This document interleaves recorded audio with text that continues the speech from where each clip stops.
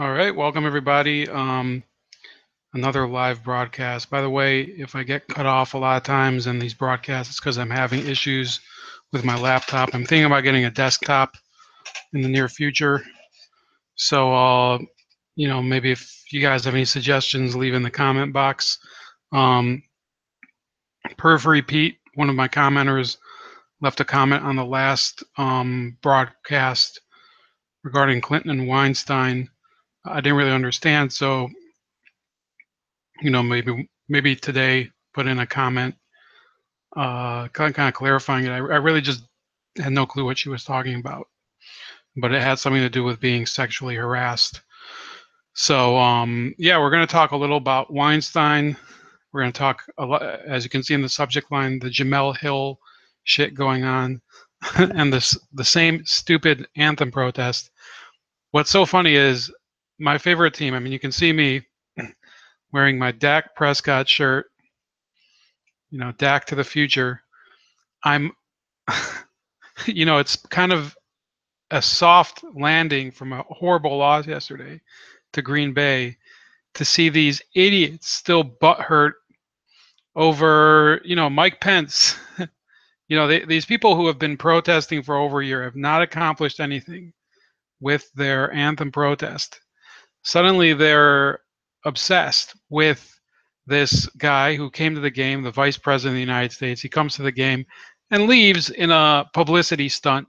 Well, these people are upset that their publicity stunt has been upstaged by somebody else's publicity stunt. And then let me set up that before we get to the Jemele Hill retardation that went on today. Look, so for those of you that don't know, I know I have like maybe one or two viewers from overseas. So we have a national anthem protest here in the United States. And since last season, they've been kneeling or raising their fists in protest against police brutality. Okay, fine. I have actually no problem with people doing that. The league rules technically are against it, but the league couldn't grow a pair of balls to save its life. So I guess more power to them. Even though I don't agree with the premise of a lot of what they're saying, because it's based on a lot of faulty studies and made up storylines that, for example, today I was listening to Larry Elder while I was out pumping gas, and I was listening to pumping gas at this fill station, and Larry Elder was on, and this caller called up, and he starts objecting. He says, "Oh, first of all, you're not even going to accept that there's a such thing as police brutality." And then he starts saying, this was an act of oppression because Eric Reed, the San Francisco 49ers cornerback, had said that it was an act of oppression that Mike Pence, the vice president, walked out of a game because he objected to their objection to the because he thought they were disrespecting the national anthem and the flag. It's basically a dick measuring contest. That's all it is. And Mike Pence. I don't know. I don't know if I can really.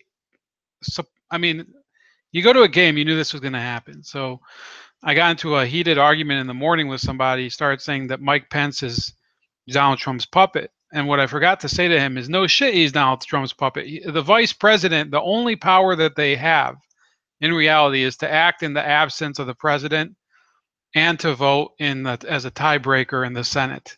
And that's it. There's nothing else he does. Yes, he's the president's puppet. What else is new?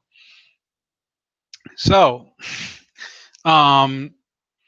this guy, he called up the Larry Elder show, and he starts ranting about how there's systematic oppression and everything. And Elder, he has this, he probably has index cards right in front of him because he says the same stuff every day, but it's effective. I think he has this way of moving his message by repetition. And he said, first of all, there's less blacks being killed by police every year, year by year by numbers. There's more white people killed by police every year across the country. And you know, those things the guy had to automatically, you know, he had to concede those points. And then he said, well, Colin Kaepernick claims that it's otherwise. He claims that it's systematic oppression and murder. So isn't he wrong if those things are true? And the guy wouldn't admit it. So the guy's admitting Elder's points. And then when Elder pointed out that Colin Kaepernick disagrees with those points, suddenly he says no, because he's not using what the guy said was, yes, by numbers it's true, but he's not talking by numbers. Well, what the hell? What are we using to measure what's going on here? Are we using numbers, or are we using boogers out of people's noses? Because that's exactly what the problem has been this whole time. When you're protesting during the national anthem and you go out there and you make this whole thing and you wear a Fidel Castro shirt and socks with cops dressed as pigs, and then you claim that your message is being hijacked or distorted by politicians or by the media, then maybe you should be a little consistent with the actual facts. Maybe you should be able to get your message out in a much more coherent manner. And that's not what Colin Kaepernick has done. And frankly, that's not even what some of the smarter members of the protest group have done either. Richard Sherman and Anquan Bolden. Those guys are, I do respect their intelligence. But just because I respect their intelligence doesn't mean that they're right. And they better start to really dot their I's and cross their T's if they're going to keep doing this, because people are fucking tired of it. People do not give a shit about your protest because it's the same thing every week. You show up to the game, you kneel, and you raise your fist, and nothing happens. Absolutely nothing happens. What was the intention? The intention was to bring attention to the topic. Well, you have the attention now. Now what? Now that you have the attention, what are you doing to change anything? Okay, police departments have pulled back in a lot of communities throughout the U.S., whether it's Charlotte or Cleveland or Detroit or St. Louis or Chicago. A lot of these aims that these protesters were looking for don't really have anything going for them. They are not making any progress because they have allowed themselves to fall into this whole vogue of, yes, we're kneeling down to show our indignation, We're kneeling down because we're pissed off. We're not kneeling down and raising our fists because we have an idea of what to do. We're kneeling down and raising our fists because we're pissed off. And after a year of being pissed off, people are used to them being pissed off. So they don't, the shock value has worn off. People don't care anymore. And I'm talking about the people who are neutral on the topic. I'm not talking about people that have an opinion. Those people that have an opinion, they've already dug down into their trench long ago. Either you support the protest or you don't. A lot of people that didn't support the protest, they helped the ratings go down last year. Now, given the atmosphere and given that more of these athletes are they're speaking out and getting in the news and like getting into dust ups, I think that there's a lot more people that have, they've moved over to the camp of I don't know, I don't care, and I don't give a fuck anymore. And that's why a lot of people are not really tuning in. Now, the people that are burning their jerseys or burning their gear, they are pissed off because their game has been politicized. They don't even, I don't believe that they really are pissed off out of patriotism. That I think is kind of, that's a bunch of made up bullshit too. But they know that they went and I'm not saying that all these people, I've seen videos of some of these people that their sons are veterans or whatever, and they're pissed off about it, or they lost a family member in the war, whether it was Vietnam. And I think those people, sure, probably there's some sincerity behind it. There's a lot of people that it's really made up indignation on the right. But here, I mean, I'm reading here. Sorry, I have two mice here. It says for the San Francisco 49ers, quote roundup following week 5. Earl Mitchell, this is a team that's resilient, and we're excited to get back to work. Now, this is the official 49ers Facebook page. And you can see here, this is the most liberal urban area of the country, San Francisco, and their team fans are saying here, it says Kathy Ellis. Sorry, I outed you, but she's on Facebook. She says, you're excited to work in America because we see you. We see you disrespect the country and teach the children to do so as well, because you guys are no role models. No one in my family has anything to do with football anymore. Okay, and there's a majority of people like her comment. Then this other guy, Anthony, says, all these so-called boycotts need to stay off this page since they're boycotting and now hate the NFL. Don't they know the meaning of a boycott? LOL Niners for life, baby. So he supports it. Okay, and he has a large majority too. And then it says, this guy, Romulo, says, 49ers kneeling during the national anthem is a choice you guys made, and it is my choice to not support the NFL. I lost nothing by not supporting your behavior, and you lost everything. The fans and all the financing that goes with it. The millions in salary you football players will get will all be gone. Last laugh. And then, you know, some people were trying to troll him. And then somebody tried to claim that they've gained fans. Really, they've gained fans during a losing season. This other guy, Charles, says, football players as role models, huh? Not teachers, farmers, parents, holistic health practitioners, paramedics, carpenters, scientists. And, you know, this is a point that's absolutely, you know, that's great. Why are we even listening to these idiots? You know, then a football-related one. Fun to see a football-related comment here. Then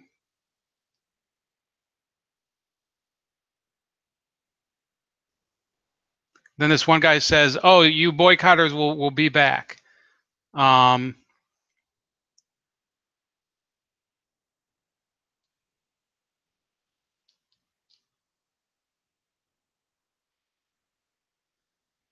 Then this guy, Glenn, says, they're so excited to take another knee and lose another game next week. These players do not deserve to earn a salary over $15 an hour. And then this other guy says, shut the fuck up. One of the is the same guy who was complaining before about the trolls.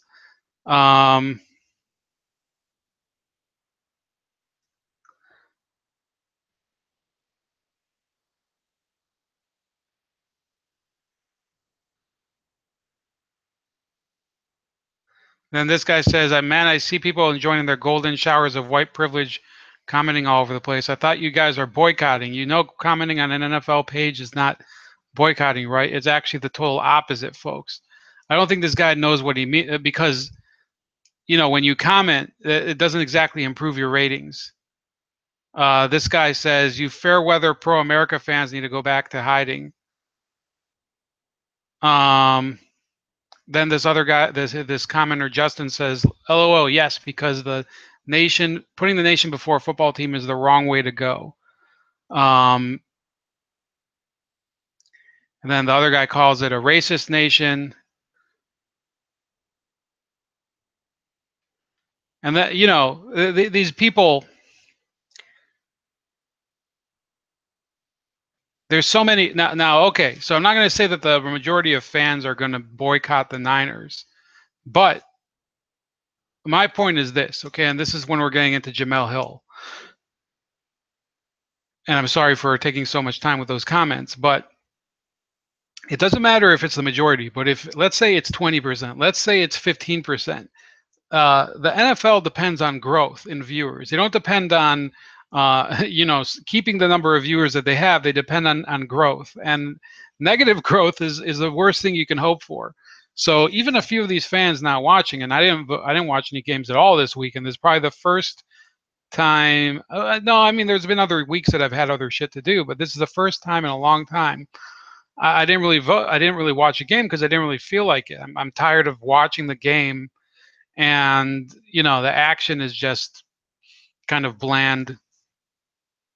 And then you have something like this kind of clouding it out once in a while. I wouldn't say that all the games are completely overwhelmed by politics, but I mean, goddamn, some of them are.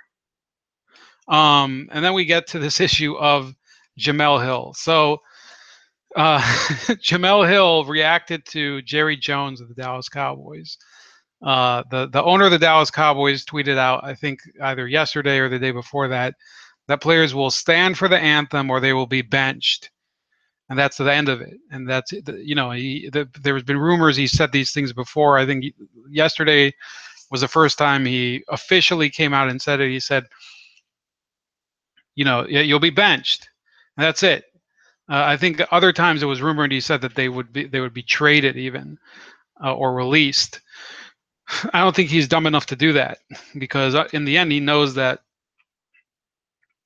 if he had a player that he really depended on, he wouldn't want to lose that guy. It doesn't matter what his opinion is. But yeah, I think he would bench people. And the thing that you have to remember is that Jemele Hill has a boss. His name is Bob Iger. And probably she has a bunch of other bosses at ESPN, which is part of Iger's Disney conglomerate. Jerry Jones doesn't really have a boss. He's part of the NFL, but they're not his boss. So he can talk shit about them once in a while. He has his own massive fortune. That's why he has about as many facelifts as a fucking trampoline. His face is so tight that you could probably burst it with a needle. So this is from Michael McCann from Sports Illustrated, October 9th. Yesterday it says, do sports commentators enjoy a legal right to opine on controversial political and social issues without fear of retribution by their employer, or is it stick to sports an approach that might help these commentators keep their jobs? The answers to these questions are important for ESPN Sports Center host Jemele Hill, who, I guess I misspelled her name, but fuck it. Who knows how long she'll still be working at ESPN. Who ESPN suspended on Monday for 2 weeks on account of her second violation of the network's social media policy. As detailed by Richard Deitch, Hill on Sunday tweeted that fans ought to boycott companies that advertise with the Dallas Cowboys. I hate it how they, you get a window and it's not even large enough. I need half screen to be large enough to read, and it cuts off the last word. She also encouraged fans to stop watching the Cowboys and stop buying their merchandise. Further, Hill observed that a lot of black and brown folks are Cowboys fans, which prompted her to ask, what if they turn their backs on the Cowboys? Hill also charged that Cowboys owner Jerry Jones had created a problem for his players, specifically the black ones. The problem, according to Hill, is that if these players don't kneel to the national anthem, some will seem them as sellouts. I don't know if they misspelled it on the article or if she misspelled it originally. Hill's remarks followed Jones announcing that he will sit Cowboys players who do not stand for the national anthem. Hill's remarks also did not occur in a vacuum. ESPN is in the midst of a 10-year contract with the NFL in which the network will pay a total of $15.2 billion for the right to broadcast NFL games. For Hill to discourage fans from watching NFL games runs counter to the goals of her employer and that of ESPN's advertisers, partners, and sponsors.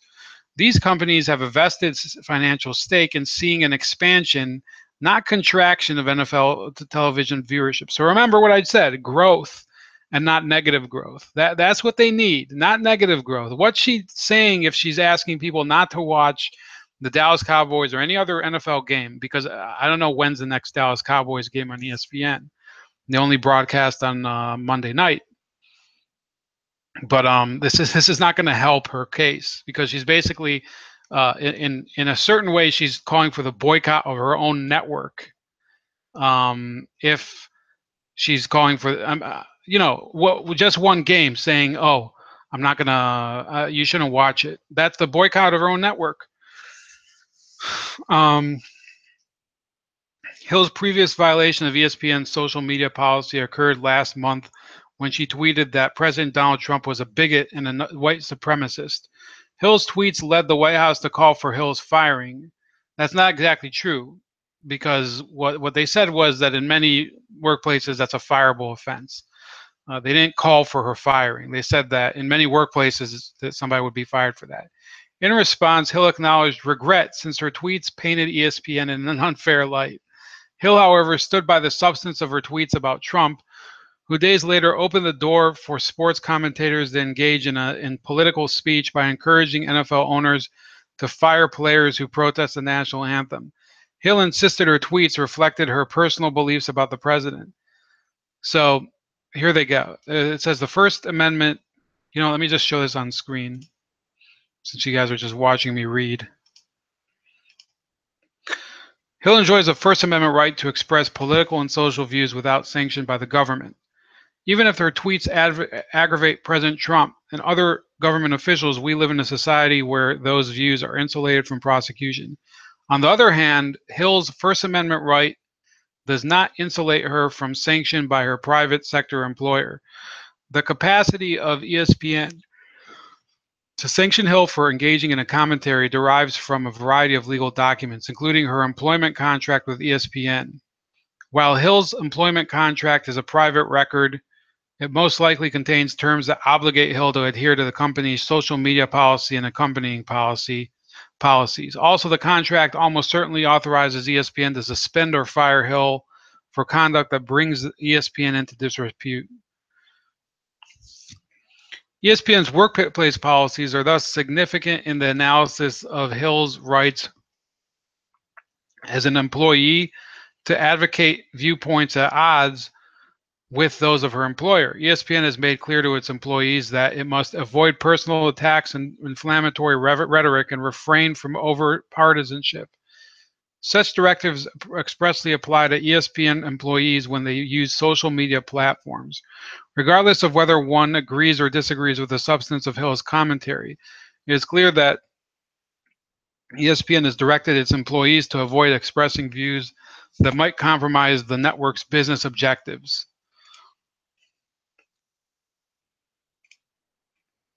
Along those lines, Hill is a journalist and trained to uncover the truth in her reporting. She works for a for-profit media company with deep financial connections to the NFL, its teams, and various advertisers. Hill thus knows that offering the unvarnished truth, at least the unvarnished truth as seen through her eyes, might in certain situations run afoul of her employer's fiduciary interests. If Hill regarded such an arrangement as untenable, she presumably could have sought employment with another media company. Instead, she remained with ESPN and thus accepted the advantages and disadvantages of working for a company with ties to persons and businesses reported on by sports journalism. And then it goes into the Curt Schilling example and Linda Cohn, who was not really that much in the news. It says in April, ESPN anchor Linda Cohn was reportedly spoken to by senior management after the veteran broadcaster opined on a radio show that her employer had moved too far away from sports and into culture issues, overpaid to broadcast NBA games, and failed to recognize the extent to which Netflix and other streaming services would erode ESPN's subscription base. So yeah, they got hit over the head with that. And apparently there's this law in Connecticut that might get her out of trouble. But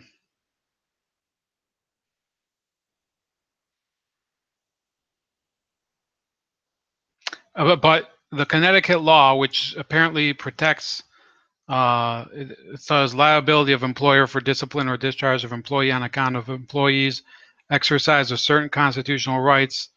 It does say that these tweets are protected by the First Amendment here, but you do have to take into account that there is also a loophole in the same law that says that it does not protect the employee if the employee's speech does not substantially or materially interfere with the employee's bona fide job performance or the working relationship between the employee and the employer. So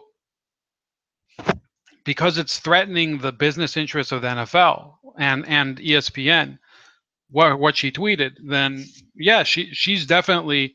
I mean, there's an out in this law. It also says further advantaging ESPN. I don't know if advantaging is a word. Is in any potential legal dispute with Hill. It's possible that Hill's employment contract requires her to arbitrate any workplace grievances before she is able to turn to the courts. ESPN, which has offices in other states, including Florida, New York, North Carolina, and Washington, might also structure its employment contracts to ensure that any workplace disputes are governed by the laws of a state that isn't Connecticut. So what we have here is somebody who she basically she scored a huge own goal, huge as Donald Trump would say. She went and because she's raging out and she has her own opinions and she's supposed to be a sports journalist, but instead she's a sports opinionator, and I'll explain what's the difference in a second. She went out and basically called for the effective boycott of her own network in a certain way, just like I was explaining earlier in the article explained. Um, and she put her foot in her mouth because, like I said last live stream, and I don't know if you heard it, but none of these people stood up for Cam Newton's freedom of speech. They just tore the shit out of him for a small comment that was a little sexist. None of these people stood up for the freedom of speech of Des Bryant when he made a lot of comments that were saying, yeah, I think black people can get, they can get by on their own now. I think we have our own future in our hands, our future in our own hands. Yeah, but he got ripped to shreds by the black media for it. By establishment media basically stood by and let them tear him to pieces and silenced him. Same thing with Ray Lewis, and even more so, they spoke about what happened on ESPN with Schilling and with Linda Cohn. You have to remember that there have been ESPN employees that have now come out and said, yeah, the network is full of a fucking liberal bias.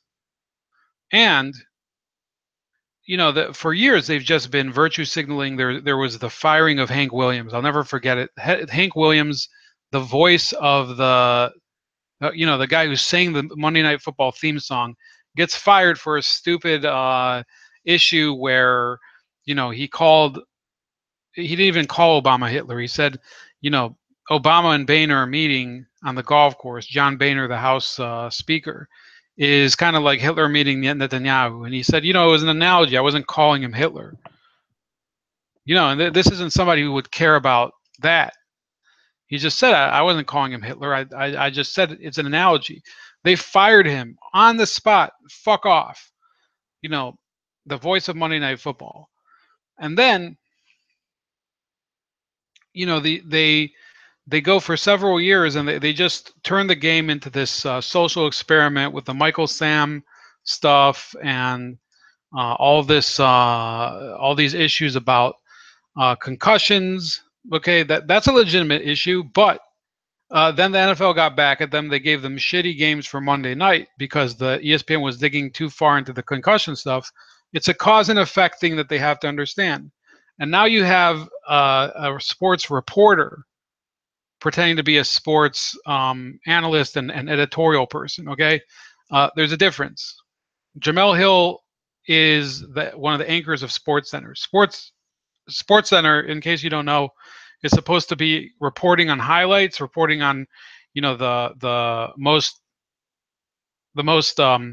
burning stories of the day on the court usually, or on the field,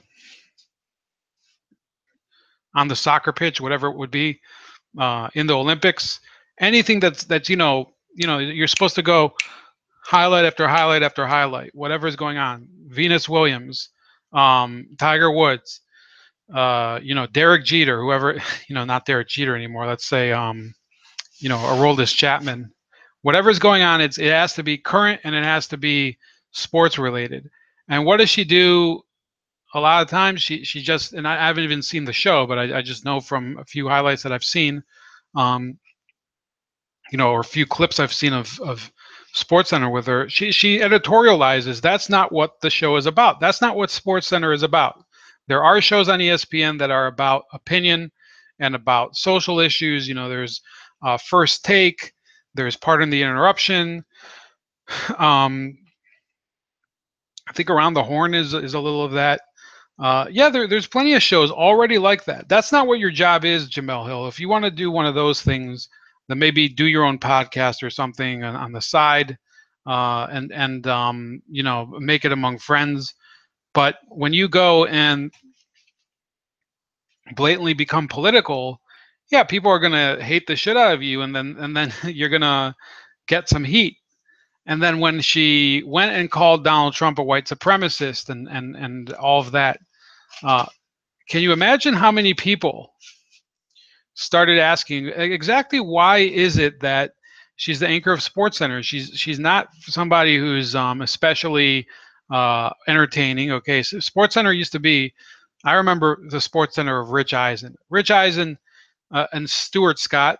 I didn't like their style, but they had a style, and it was entertaining, and it was very in your face and up tempo and hyped up. Was and Stuart Scott recently died, and I was like, yeah, I think he was a significant voice in sports reporting. This guy had an amazing you know an amazing gimmick. Excuse me. I mean, there's no style to this podcast. I mean, you're just watching me here yawning and commenting. But with Stuart Scott, Rich Eisen, before them there was Dan Patrick and Keith Olbermann. Keith Olbermann, the same guy who's gone completely nuts recently, completely out of his fucking mind. But yeah, on SportsCenter, the guy had a style. It was it was almost patented, and that's what made SportsCenter, and that's what made ESPN. ESPN was the first 24-hour sports network back when there was no Bleacher Report and there was no 24/7 news cycle where you could just tune into the internet and watch people just comment. For all my stuff related to the Cowboys, I can tune into this Law Nation channel. The guy has everything so in depth that you almost feel like you're falling into the screen. You don't need ESPN for that. And what she doesn't understand about people that she's talking about boycotting the Cowboys. Okay, let's say that happened. Let's say that Cowboys fans were to boycott the team. Do you realize what a huge hit that would be to the NFL? Let me pull up.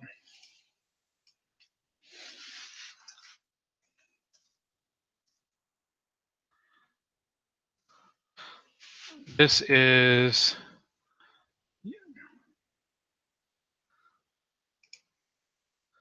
from 24/7 Wall Street, so you know.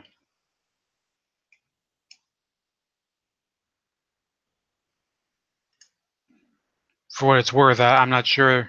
I mean, there are like even more authoritative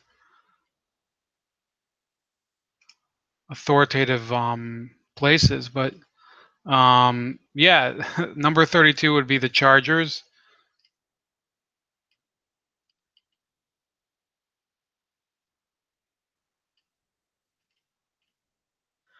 Yeah, I think this isn't the best one because they have the Redskins near last. I happen to know that they do have a huge fan base, but this is from 2016. Um,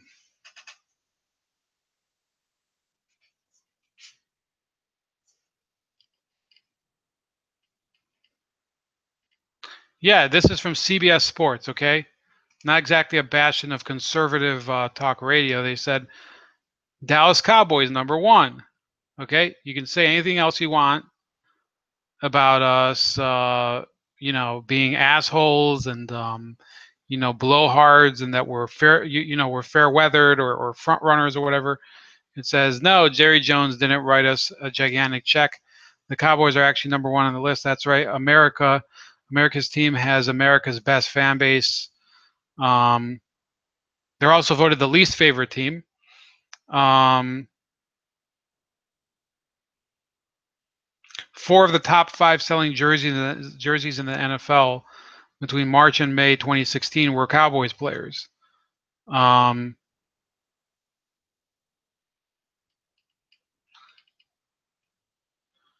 they have one of the largest celebrity fan bases in the world. They have LeBron James. They have Russell Westbrook.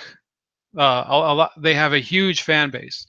The Redskins also have a huge fan base. Now, what are they supposed to do if these anti-Cowboy fans? What are they supposed to do? Back the Redskins, the team that's hated by the left, also for its racist nickname? They have nowhere to go.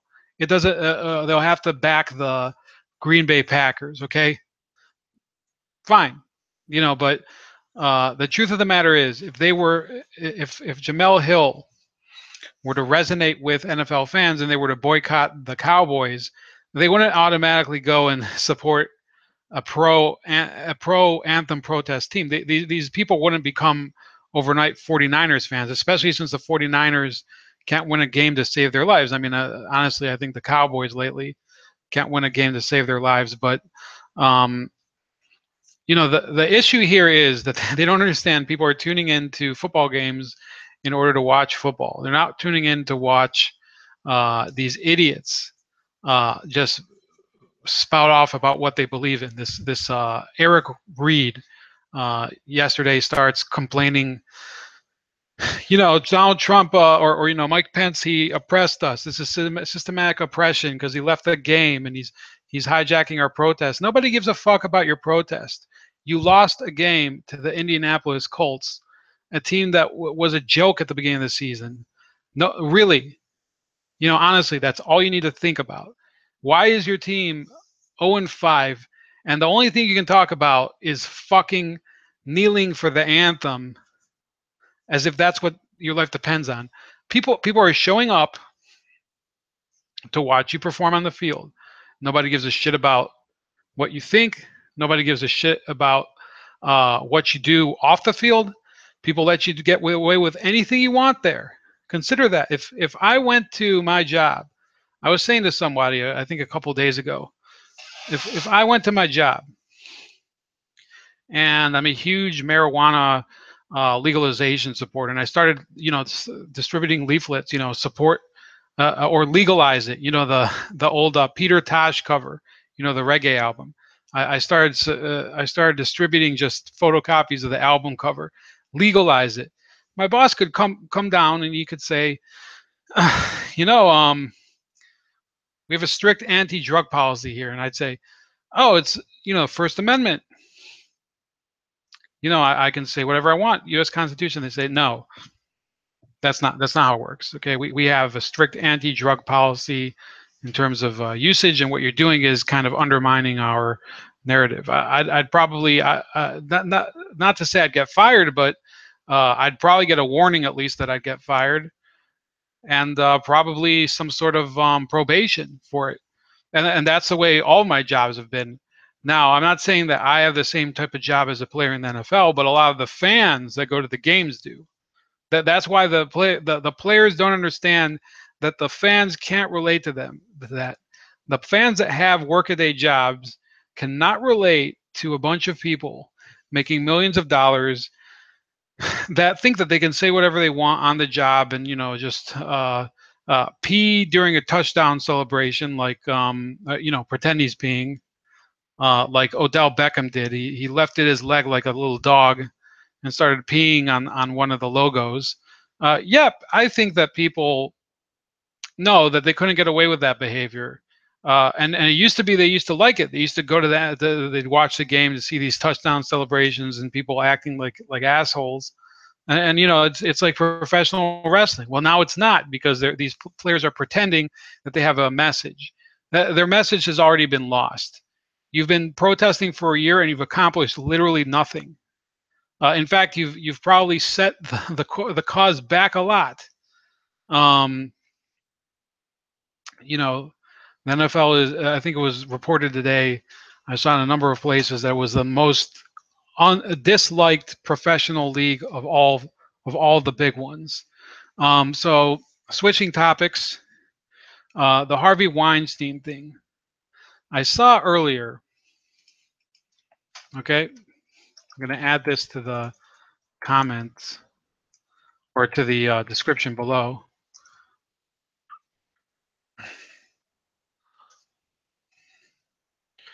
With Harvey Weinstein, they're the magazine that you know, they missed out on this whole, they smothered this story about Harvey Weinstein being one of the top racists or sexual harassers in the world.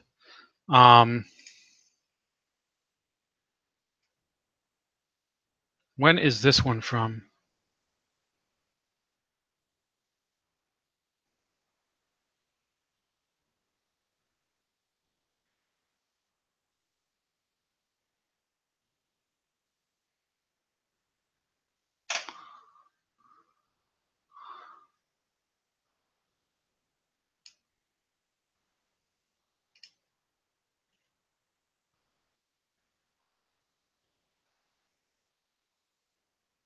So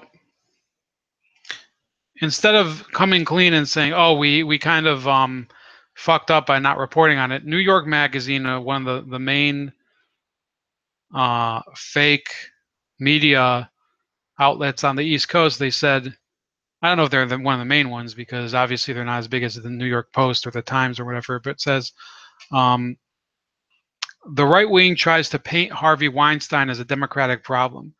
now, let's focus on what's important here. That we should cover our asses that that Harvey Weinstein is not a Democratic problem. Well, when you spend years complaining about the Koch brothers, okay, you don't get to complain about people attacking you because of your donors. Okay, that's my opinion.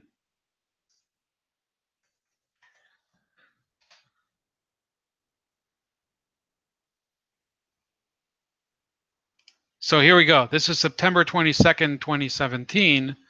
It says only right-wing billionaires like the latest Trump Care bill.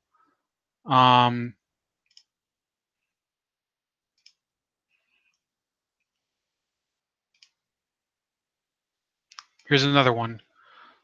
Okay, I'm putting them side. I can't put them side by side on the screen, but I can switch back and forth from them. But here, May 16th, 2016. For the Koch brothers, buying elections ain't what it used to be. They're trolling the Koch brothers, but then with Harvey Weinstein, they can't they can't handle the heat. It says here, the right-wing noise machine has found a new talking point. The liberal elite is whitewashing the sins of Harvey Weinstein. In a blockbuster New York Times report published on Thursday, several women detailed a decades-long pattern of inappropriate sexual conduct by Weinstein, the co-founder of Miramax, as well as his elaborate efforts to silence his victims by paying them to keep quiet. The accounts prompted more disturbing stories to emerge and raised questions about how Weinstein's behavior, an open secret in some circles, could have been tolerated for so long. Commentators on the right are seeking to make the story a political liability for Democrats since Weinstein has consistently supported the party over the years. And then it shows Donald Trump and Sean Spicer and Julian Assange, who's not really right-wing, by the way. He's just open society advocate. And Laura Ingraham. And it says Weinstein has been a prodigious donor over the years, an important figure in the moneyed Hollywood class that tends to identify with liberal causes. In his rambling response to the New York Times report, he bizarrely went after the National Rifle Association, writing that he was going to need a place to channel his anger, so I've decided that I'm going to give the NRA my full attention. This is a guy who is deflecting. He's using the same the same doggy treats for his liberal base that I guess somebody on the conservative side would use in a similar situation. In the wake of the Times report, several Democratic lawmakers and groups have pledged either to redirect or return the money Weinstein gave them. There is no doubt that the film industry often fails to live up to the progressive values many of its most elite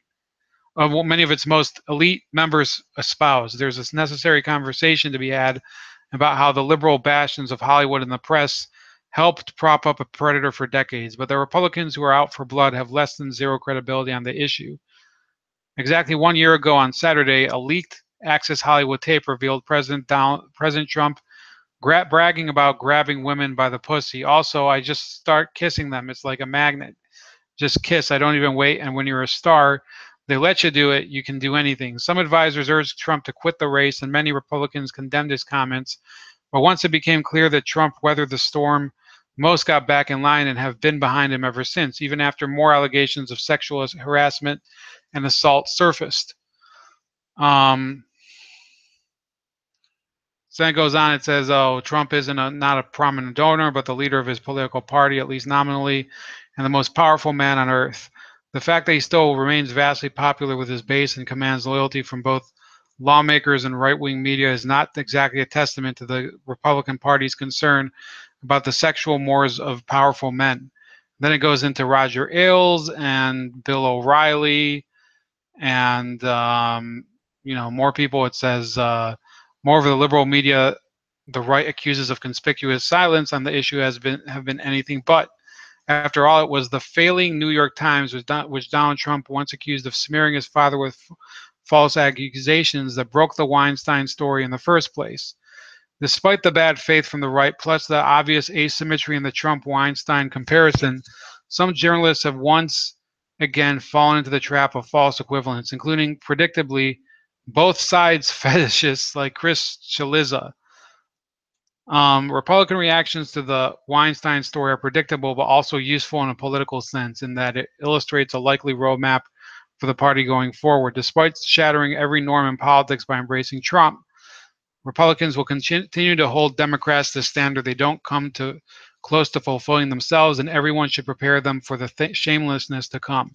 Now, here's a few problems with that story, okay? For those of you that will watch later. Donald Trump, yes, he was accused of a lot of sexual harassment claims, but none of them were validated, and in fact, many of them were dropped. Okay, and the people that filed them were not well-known people in Hollywood. There's now many people in Hollywood are admitting that they knew about Harvey Weinstein. There's where's this one? Miramax, Italy.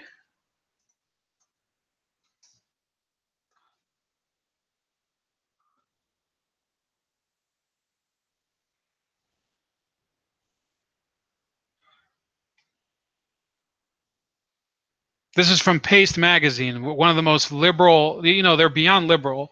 It says the New York Times knew Harvey Weinstein was a sexual predator a decade ago. A decade ago, okay?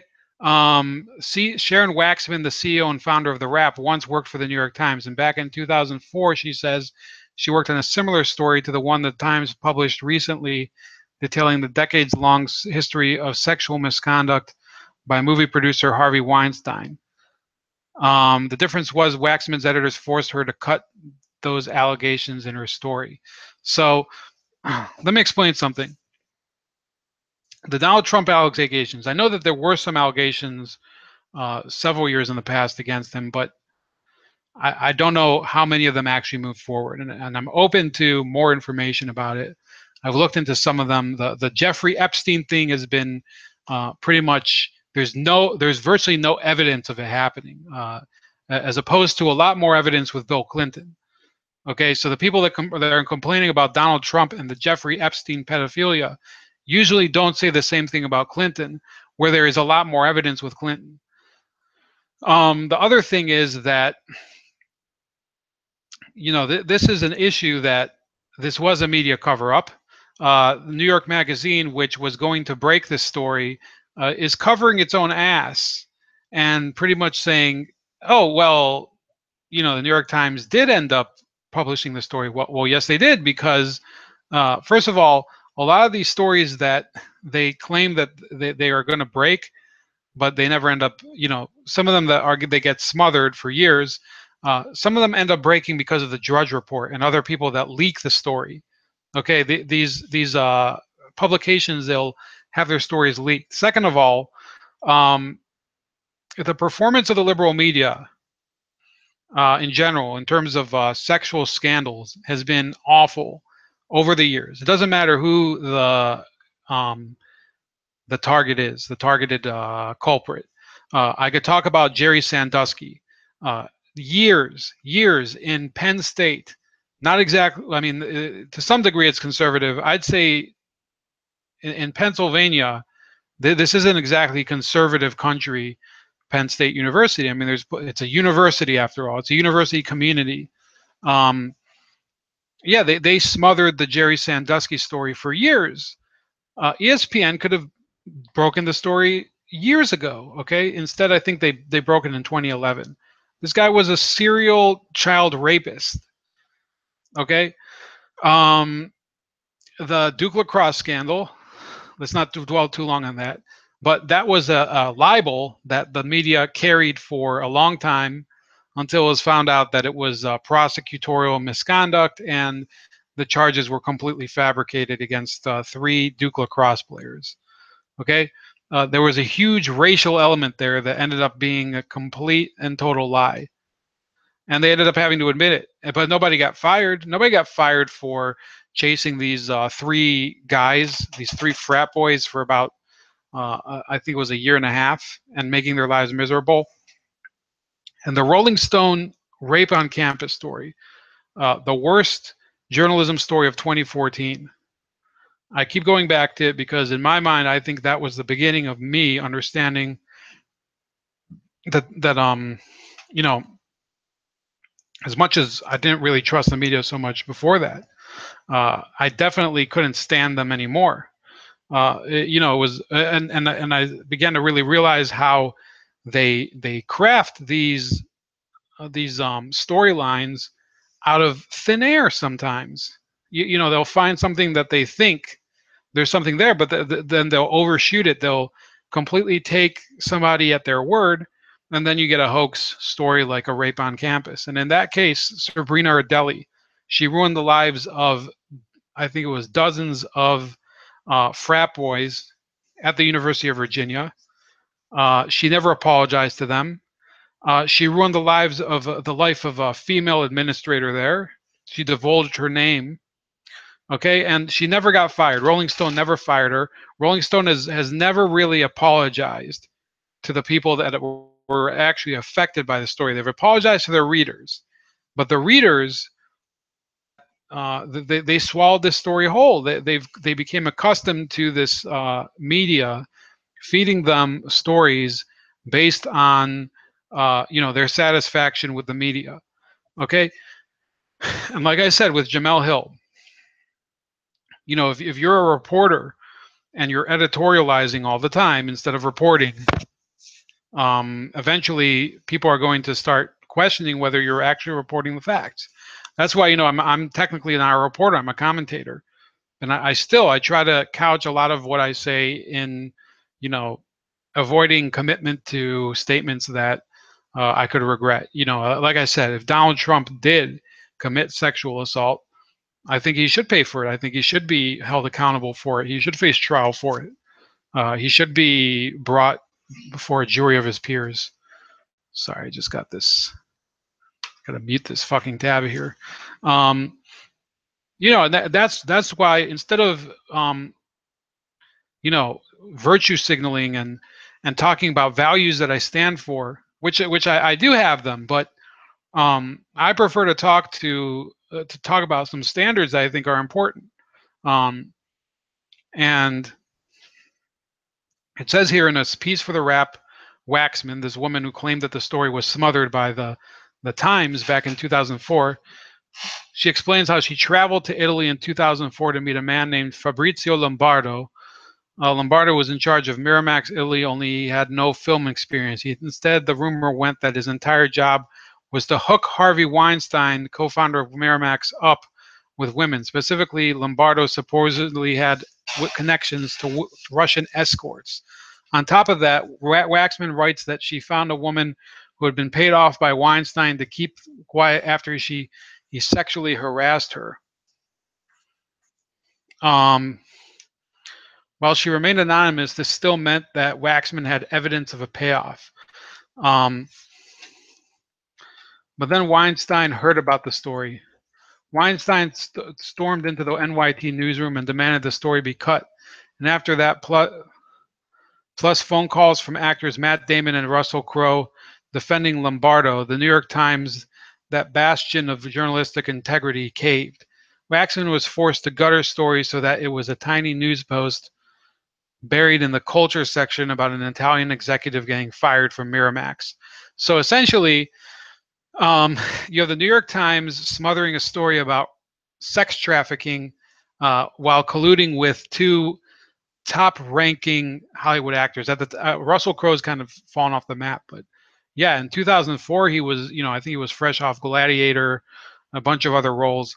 This was a person who manipulated his position and pulled strings all over the media, and yet they complain all the time, nonstop, about Donald Trump. This person, apart from the political office, he is the epitome of the Donald Trump type figure. Okay, it's as if Harvey Weinstein is he pretty much is analogous to the way Donald Trump was before he ran for office. Okay, so if they have such an objection to the way Donald Trump behaves, why are they encouraging other Donald Trump type figures? Harvey Weinstein had immense, I'd probably say even worse, or I don't know about worse, but stronger ties to politics than Donald Trump did. Harvey Weinstein was constantly palling around with the Obamas and the Clintons and the Hollywood elite. Donald Trump was to a degree, but the Harvey Weinstein was their boss. Donald Trump was kind of their one of their co-stars in some cases. Maybe on The Apprentice he was their boss, but that's about it. So I'm going to leave you today with those topics. Jemele Hill, she really fucked up. And this anthem protest is running its course. It's almost over.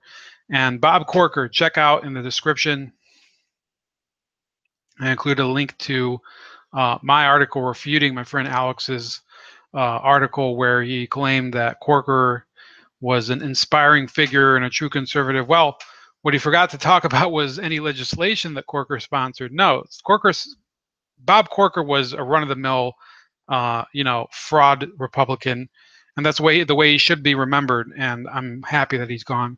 So that's it. Happy Tuesday. It's Bold Like a Leopard with Ramon. Leave your comments below, and please like, share, and subscribe.